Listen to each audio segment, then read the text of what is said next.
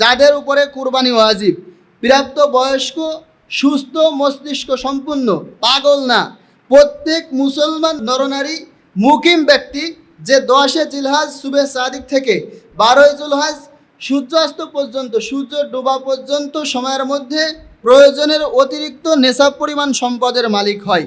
আবারও বলতেছি, সুস্থ মানুষ যে পাগল না, যার মস্তিষ্ক নষ্ট না, এমন পুরুষ অথবা মহিলা অনেকে আছে যে সে কী করছে, তার বইয়ের নামে 10 পাই জায়গা দিয়ে দিছে।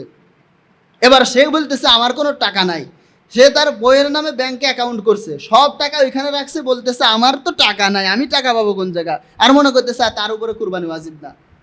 সুস্থ পাগল না এমন পুরুষ অথবা মহিলা 10 জিলহজ সুবে সাদিক সকাল থেকে নিয়ে 12 জিলহজ সন্ধ্যা পর্যন্ত এই সময়ের মধ্যে যদি নেশাব পরিমাণ সম্পদের মালিক হয়, সে যদি মুকিম হয়, তার উপরে কুরবানি করা হলে ওয়াজিব।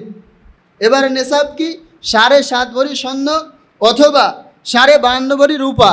এই মালিক, এই পরিমাণ টাকার মালিক হইলে তার উপরে কুরবানি করা কি? ওয়াজিব। এখন এই টাকাটা হলো তার যাবতীয় সব কিছুর ঊর্ধ্বে, যে এটাও বুঝতে হবে। একজন মানুষ একজনের কাছে দাঁড় করে আনছে, তার কাছে 1 লাখ টাকা আছে, সে না, তার যাবতীয় সব কিছুর ঊর্ধ্বে যে যদি তার মালিক হয়, তাহলে তার উপরে কুরবানি করা কি? ওয়াজিব।